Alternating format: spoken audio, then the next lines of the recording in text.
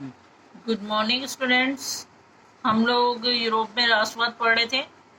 उसी में हम आगे देखेंगे जर्मनी और इटली का निर्माण।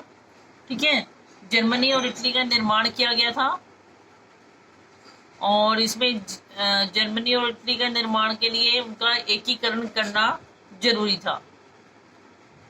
ठीक है, अब जर्मनी और इटली के निर्माण में हम देखेंगे जर्मनी का एकीकरण। वेरी इंपॉर्टेंट क्वेश्चन, हर बार पेपर में या तो जर्मनी का एकीकरण या इटली का एकीकरण एक क्वेश्चन जरूर आता है 5 नंबर के अंदर। जर्मनी का एकीकरण 1848 में यूरोपियन सरकार ने बहुत कोशिश की वे जर्मनी का एकीकरण कर दे, परंतु वे ऐसा नहीं कर पाए। अब कह रहे हैं कि यूरोप की जो सरकार थी उसने 1848 में बहुत कोशिश की कि वो जर्मनी का एकीकरण करे, लेकिन ऐसा नहीं हो कर पा रहे थे वो, क्योंकि राष्ट्र निर्माण की यह उदारवादी पहल राजशाही और फौज की ताकत ने मिलकर दबा दी थी।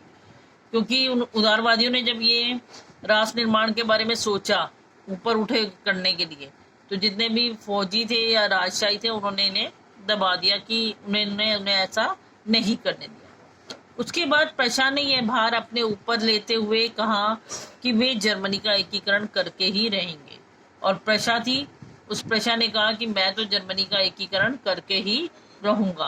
प्रशा, ये देखो यहाँ पे दिखाती हूँ मैं प्रशा मैप में एक बार आपको यहाँ दिखाती हूँ। ये देखो, ये प्रशा, इसने कहा कि मैं तो इसका एकीकरण करके ही रहूंगा। अब देखते हैं जरा इसके बाद।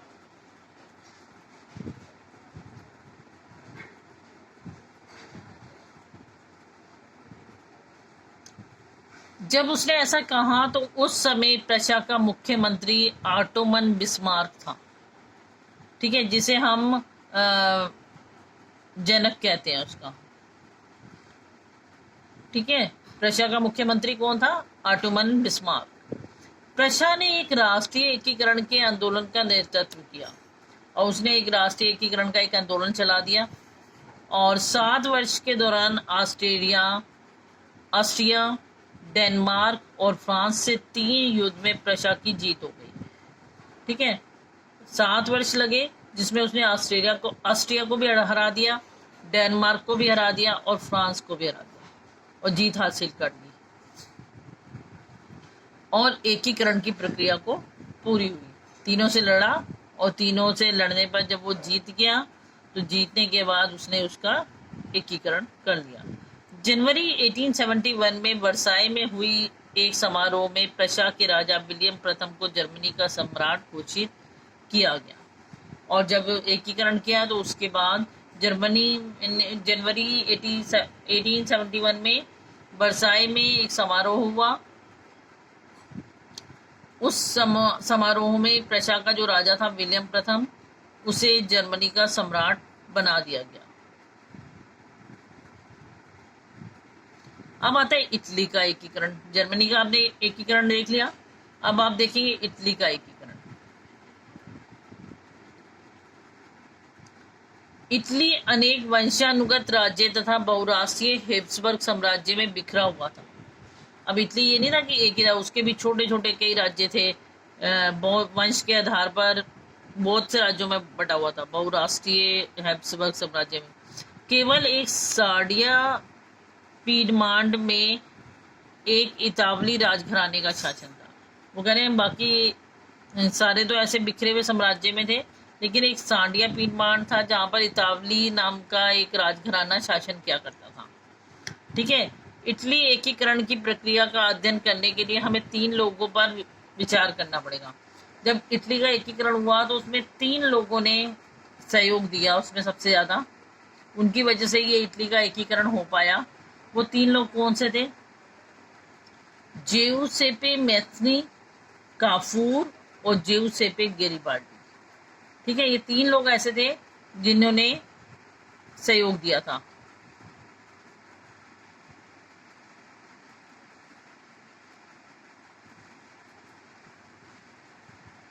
मैसनी के बारे में आपने पहले भी पढ़ा था। जेउसेपे मैसनी रिपब्लिक पार्टी के प्रमुख थे। ये देखिए, उसकी फोटो दी हुई है। यंग इटली के संस्थापक थे। उसने यंग इटली और यंग यूरोप नाम का वो बनाई थी ना, संगठन बनाए थे। इसका लक्ष्य शिक्षा के साथ इटली का एकीकरण, कि भाई इटली का एकीकरण किया जाए, शिक्षा सबके लिए एक समान हो।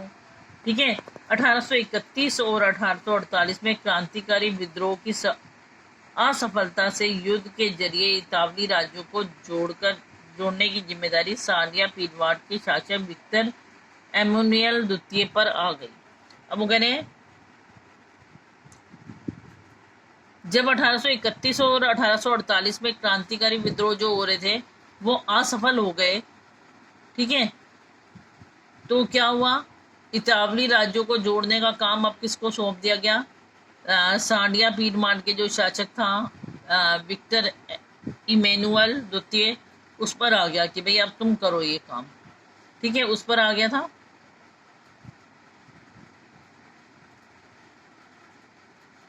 दूसरा मैंने आपको काफूर के बारे में बताया, ये ना ही कोई क्रांतिकारी थे और ना ही जनतंत्र में विश्वास रखते थे, ना तो ये जनतंत्र आ जाते ना कोई ये क्रांति करने जाते। फिर भी इस एकीकरण की प्रक्रिया में सहयोग और नेतृत्व किया। अपने चतुर कूटनीति से फ्रांस और ऑस्ट्रेलिया के बीच जो युद्ध हुआ उसमें जीते थे।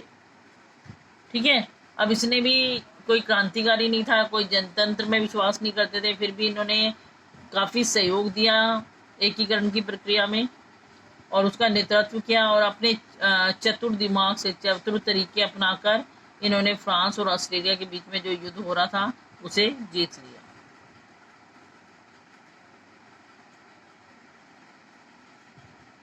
अब आते हैं Giuseppe Garibaldi, hero of red shirt के नाम से जाने जाते थे। ठीक है, इसको गैरिबाल्डी का एक दूसरा उसको एक उपाधि सी नाम दिया हुआ था, हीरो ऑफ रेड शर्ट के नाम से। 1807 में वे दक्षिणी इटली और 2 सिसिलियों के राज्य में प्रवेश कर गए और स्थानीय किसानों का समर्थन पाने में सफल रहे।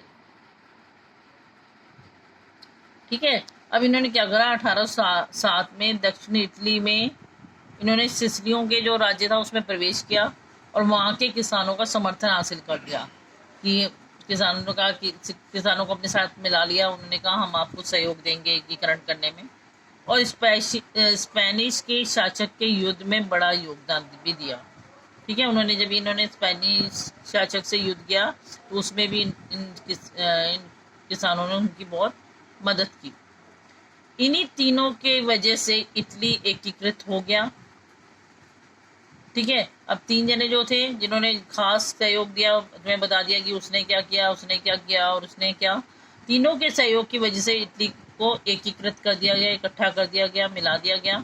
विक्टर इमेनुअल द्वितीय को एकीकृत इटली का राजा घोषित कर दिया गया और राजा बना दिया उसे, क्योंकि ये बहुत ही दयालु थे और सालिया के राजा रह चुके थे। ठीक है, उसको ही इमेनुअल द्वितीय को ही बुलाया गया क्योंकि उसके सिर पर ही, कंधे पर ही आई थी ना जिम्मेवारी इसको बढ़ाने की, एकीकृत करने की, तो उसको बाद में वहां का राजा बना दिया था। और ये व्यक्ति काफी दयालु था और सालिया का राजा भी रह चुका हुआ था।